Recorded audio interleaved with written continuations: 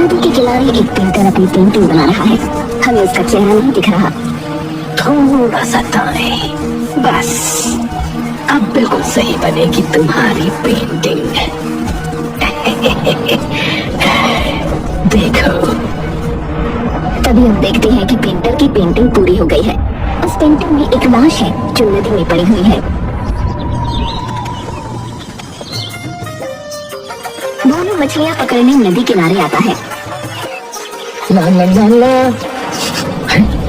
इतनी बाहर काहे आ रही है भैया यहाँ से? कोई गंदी मछली तो नहीं आ रही किनारे पे? चलो छोड़ो। ए भोलू, तू जाल बिछा आज बहुत सारी मछलियां पकड़नी होंगी तुझे। हाँ, वरना तो पैसे की बहुत तंगी हो जाएगी रे। भोलू जाल नदी में डालता है। ए भगवान, मच्छी की जगह सोना चांदी दे दे आज तो जाल में। जाल में कुछ मछलियां आ जाती हैं। भोलू मछलियां अपने बोरे में डालता है। वाह वाह वाह वाह, बस ऐसे ही थोड़ा सा और मिल जाए, फिर हम चलेंगे अपने घर की ओर। ना ना ना ना। भोलू दोबारा जाल पानी में डालता है। दे दे भगवान, बड़ी मछली जाल में दे दे। तभी जाल भारी हो जाता है। अरे, जाल तो सच में भारी हो गया है। लगता है कोई बड़ी चीज आ गई है जाल में। क्या भगवान, आज तो आपने सचमुच सुन ली मेरी। जय हो। बड़ी भारी चीज लगती है भाई। कोई बात नहीं। बोलो बोलो, खींच बेटा, खींच खींच। तभी भोलू देखता है कि उसके जाल में एक लड़की की लाश है। अरे अरे, ये क्या है भैया? ये कौन है? भोलू, जल्दी से बाहर निकाल इसे, क्या पता जिंदा हो। भोलू लड़की को बाहर निकालता है और हैरान रह जाता है क्योंकि वो मर चुकी है। अरे, इसका चेहरा तो रंजीन से मिलता है। सरपंच पंचायत में आते हैं। मैं यहाँ ज्यादा कुछ नहीं कहना चाहता, लेकिन जिसने भी हमारी बेटी रिमझिम का कत्ल किया है, वो जमीन में छुपे चाहे बादल में, उसकी मौत अब तय है।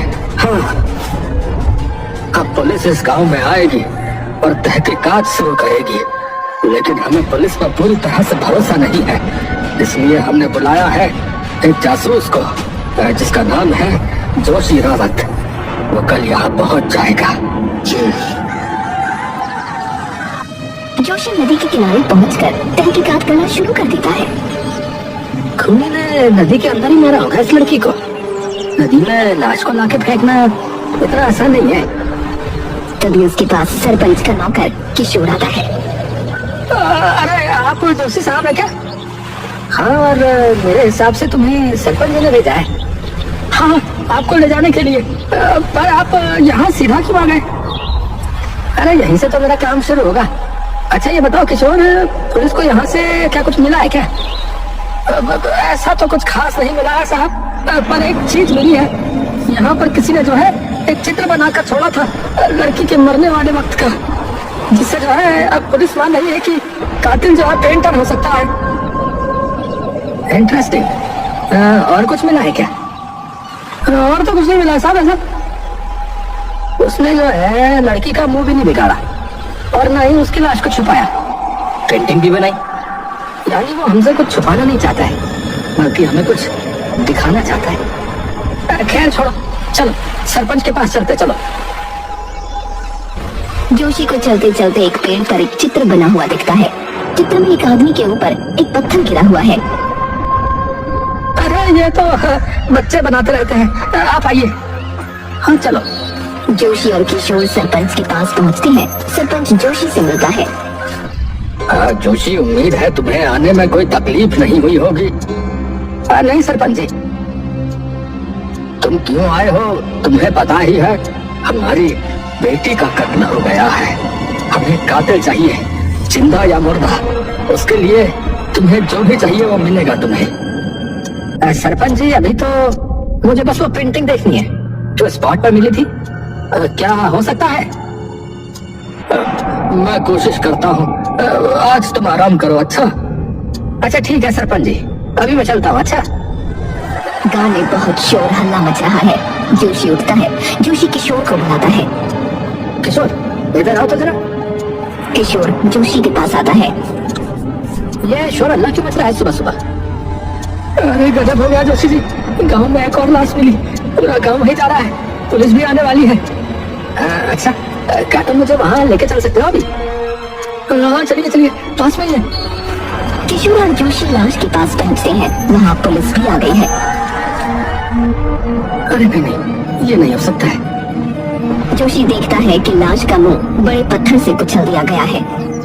ऐसा ही दृश्य उस दिन मैंने उस पेड़ पर बना हुआ देखा था। तभी जोशी को एक पेंटिंग उसके पैर के नीचे मिलती है, जिस पेंटिंग में एक आदमी एक ऊंची जगह पर से नीचे कूद रहा है। यानी ये सिलसिला रुकने नहीं वाला है। ये कातिल हमें हिंट दे रहा है। क्या जोशी जी, तुम्हारे गांव में मौतें अभी और बढ़ने वाली है। कौन कौन मरेगा और कैसे मरेगा और कब मरेगा, ये कोई नहीं जानता। किशोर जोशी को वहीं से पुलिस स्टेशन ले जाता है। किशोर, कातिल तो एक ही है जिसने लड़की को मारा और उस आदमी को भी, और अब वो अपना तीसरा शिकार करने वाला है। मगर तीसरा शिकार है कौन जोशी जी? देखो, मैं बस इतना बता सकता हूँ कि वो किसी ऊंचाई से गिरा के मारेगा। हमें तैयार रहना होगा। मुझे कल तक तुम ये बताओ कि इस गांव में ऊंचाई वाली जगह कौन कौन सी है जहाँ लोग जाते हैं? जोशी एक सीनियर पुलिस ऑफिसर से मिलता है जिसका नाम प्रदीप है। जोशी पुलिस स्टेशन आया है प्रदीप से मिलने। नमस्ते प्रदीप जी, मैं जोशी रावत, सरपंच जी ने बताया होगा आपको। जी हाँ, बताया। और ये भी बताया कि गांव में ये जो कत्ल हो रहे हैं, आप अपनी तरफ से भी इनकी तहकीकात कर रहे हैं, और अभी आपको एक क्लू भी मिला है। जी हाँ प्रदीप जी, ये कातिल कोई आम आदमी नहीं है।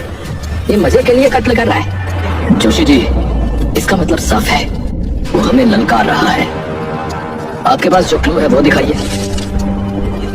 अगली मौत किसी ऊंचाई से गिरकर होगी। वो हर बार एक क्लू छोड़कर जाता है। हमें इसके लिए तैयार रहना चाहिए। पर इस गांव में ऊंची जगह इतनी है ही नहीं। कुछ पहाड़ है, बिजली का घर जहां कोई जा नहीं सकता, और एक पानी की टंकी। पानी की टंकी, वहाँ वो आ सकता है। हम लोग वहीं रहेंगे क्या? पक्का वो वहां आएगा? आपके पास और कोई ऑप्शन है? ठीक है, मैं अपनी टीम का एक आदमी वहां तैनात करता हूँ। प्रदीप जी, याद है, अगर उससे जीतना है तो हमें उसे जिंदा पकड़ना होगा।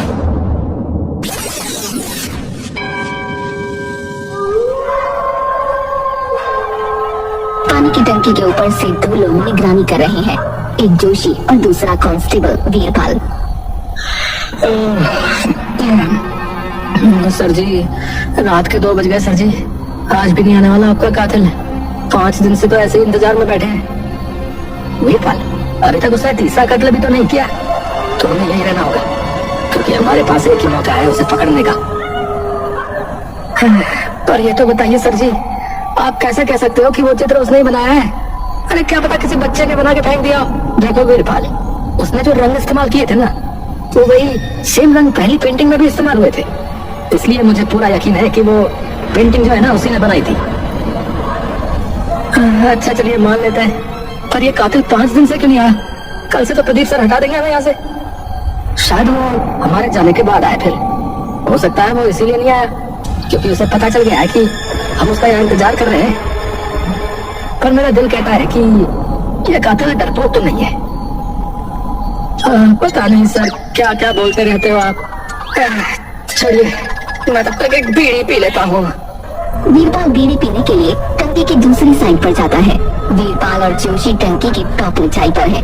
तभी एक गोली चलने की आवाज आती है। जोशी भागकर वीरपाल के पास आता है तो देखता है कि वीरपाल की लाश टंकी से नीचे जमीन पर गिर गई है और दूर एक आदमी गन लिए खड़ा है जो कि कातिल है। वीरपाल! जोशी सीढ़ियों की मदद से टंकी से नीचे उतरता है जहाँ वीरपाल की लाश लहूलुहान पड़ी है। तू मर चुका है। भाग भाग, मैं भी देखता हूँ तू कितनी दूर तक भागता है। भाग। जोशी जंगल की तरफ भागता है जहाँ उसने कातों को देखा था। लगता है भाग गया। मुझे थोड़ा और जल्दी आना चाहिए था। तभी पीछे से जोशी के सर पर कोई वार करता है। जोशी बेहोश हो जाता है। जोशी होश में आता है तो तेज धूप निकल गई है। मेरे हाथ से वो निकल गया, वो यही था। तभी जोशी अपनी शर्ट को देखता है और हैरान रह जाता है। ये क्या, एक और क्लू? जोशी की शर्ट पर एक स्केच बना है जिसमें एक पुलिस वाला खुद को गोली मार रहा है।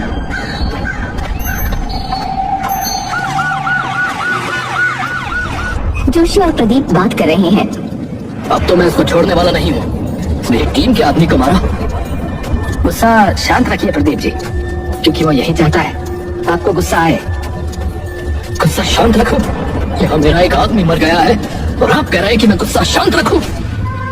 जोशी प्रदीप को अपनी शर्ट देता है जिस पर एक स्केच है।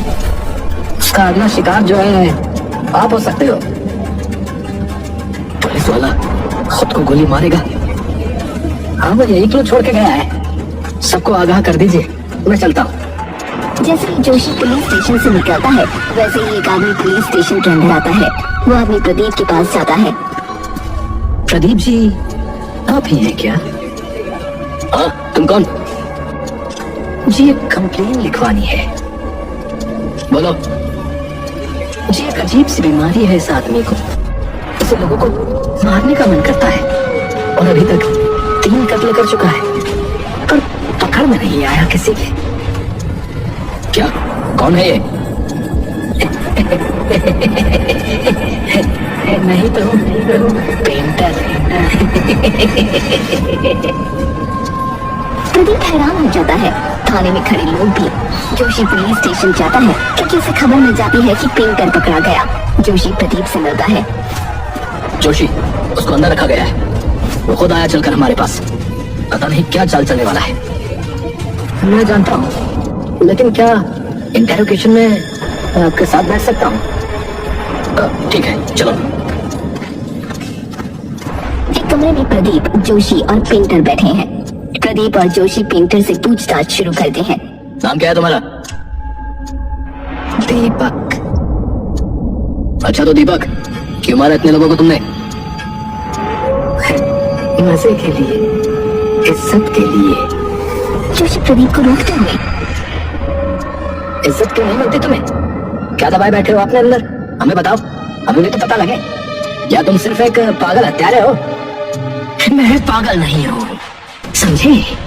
जो कुछ भी मैंने किया उसके पीछे एक वजह है। हाँ तो बताओ ना, हमें भी बताओ।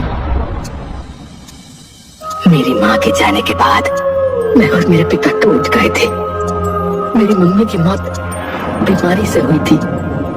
मैं उस वक्त 5 साल का था, लेकिन मेरे चाचा चाची की नजर मेरे पिता की जायदाद पर थी। पिता के मरने के बाद सारी जायदाद चाचा की हो जाती। चाचा और चाची प्लान बनाते हैं। सावित्री, मैं ज्यादा रुक नहीं सकता। श्रवण को जायदाद नहीं मिलनी चाहिए, वरना हमारा क्या होगा? बुढ़े ने उसके नाम 60% जायदाद कर रखी है। अजी, तुम्हारा तो कुछ है ही नहीं। वो काटे ऐशो आराम की जिंदगी और तुम काटो आम जिंदगी। अरे, यही सोच के तो गुस्सा आता है मुझे। जिंदगी भर मेहनत मैंने करी क्योंकि वो बड़ा था, और लगान भी देना मेरे हिस्से में ही आया। जब तक वो जिंदा है मुझे कुछ नहीं मिलने वाला। तुम मार दो उसे। क्या कह रही हो तुम? सही कह रही है तुम। दीपक अपने पापा के साथ घूमने आया है। तभी दीपक को एक आइसक्रीम वाला दिखता है। पापा, पापा आइसक्रीम दिलाओ ना। अच्छा, रुक दिलाता हूँ। पापा का बटुआ कहीं छूट जाता है। दीपक, तू यही रहे। लगता है मेरा बटुआ कहीं गिर गया है, मैं लेके आता हूँ। अच्छा। पापा को बटुआ सड़क पर गिरा मिलता है। तो ये रहा। तभी एक गाड़ी आकर पापा को टक्कर मारकर निकल जाती है। दीपक पूरे हादसे को अपनी आंखों से देखता है। उसके बाद मेरे चाचा ने पुलिस को पैसे खिला दिए और वो केस बंद हो गया। मैंने अच्छी तरह देखा था उस गाड़ी में चाचा ही बैठा था। मैंने कुछ पेंटिंग उस दृश्य की पुलिस ऑफिसर को दी, लेकिन उसने वो पेंटिंग कूड़े में फेंक दी। किसी ने मेरी बात नहीं सुनी, न अदालत ने न तुम्हारे कानून ने। मेरे चाचा ने मेरे हिस्से की जायदाद भी हथिया ली। फिर एक रात चाचा और चाची घर में सो रहे थे। चाचा और चाची घर में सो रही हैं। दीपक हाथ में छुरी उठाता है और चाचा चाची को जान से मार देता है। मैं उन्हें मारकर भागा, इस गांव में रहा, यहाँ पला बड़ा। फिर तुमने जो है बाकी के 3 कत्ल क्यों किए फिर? चाचा चाची को तो मार दिया, लेकिन तुम पुलिस वालों को भी तो औकात दिखानी थी ना। मुझे नजरअंदाज किया, मुझे। क्यों भाई, पैसे देके तो बच जाते हो तुम, कैसे बैठे हो मेरे सामने? मारो ना गोली मुझे, तुम्हारी औकात नहीं है कुछ समझे। इसीलिए सबसे पहले मैंने सरपंच की बेटी को मार दिया। दीपक नदी किनारे खड़ा पेंटिंग बना रहा है, तभी वहाँ सरपंच की बेटी आती है। तुम पेंटर हो? हाँ जी। मैं नदी किनारे जा रही हूँ, क्या मेरी पेंटिंग बना सकते हो? देखो जी, माफ करना, मैं बना नहीं सकता। अरे इतनी नकली क्या कर रहे हो? सरपंच की बेटी हूँ मैं, समझी? कितने पैसे लोगे ये बताओ। चलो, जरूर बनाऊंगा तुम्हारी पेंटिंग। सरपंच की बेटी को दीपक नदी में डुबाकर उसका दम घोटकर उसे मार देता है और फिर उसकी पेंटिंग बनाता है। सरपंच की बेटी को पेंटिंग चाहिए थी, बना दी उसकी पेंटिंग। ले, ले, ले रख ले, ले, ले, ले। ये बताओ कि फिर उस आदमी को क्यों मारा? आदमी? हाँ, रोज दारू पी के अपनी बीवी को मारता था साला। बाहर दूसरी औरत से चक्कर चला रखा था। मेरे पड़ोस में रहता था, तो फिर मैंने बनाया उसे अपना दूसरा टारगेट। कुछ गलत किया क्या? कुछ गलत किया क्या? अरे उसकी बीवी तो आजाद हुई ना उस चिल्ला से, आजाद हो गई ना। आजाद हो गई। और फिर वीरपाल को क्यों मारा? वीरपाल उससे कोई लेना देना नहीं था। मैं तो उस दिन गया था खुद की जान लेने, और फिर देख गया वो मुझे, तुम्हारा आदमी वहाँ टंकी के ऊपर बैठा हुआ।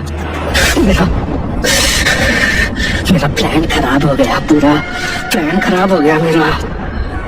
अगले दिन मैं फिर आया कर लेके खुद को मारने के लिए, और गोली मार दी उस बंदे को। क्या ना मेरी पेंटिंग सच होती है। अब कोई भी मरे, मुझे उससे कोई फर्क नहीं पड़ता है। जोशी प्रदीप का गुस्सा देखते हुए उसे बाहर भेजता है कमरे से। प्रदीप बाहर जाता है। तुमने मुझ पर हमला किया और मुझे क्लू दिया। वो था एक पुलिस वाला खुद को गोली मारेगा, लेकिन तुम बैठे हो हमारे सामने निहत्थे, यानी कि तुम हार चुके हो।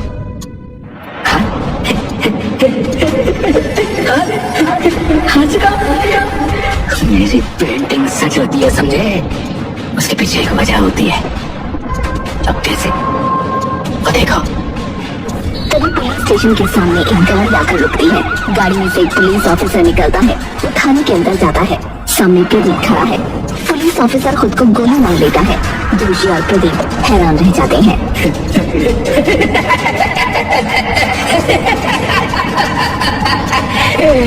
मैंने कहा था ना मैंने, मेरी पेंटिंग सच होती है।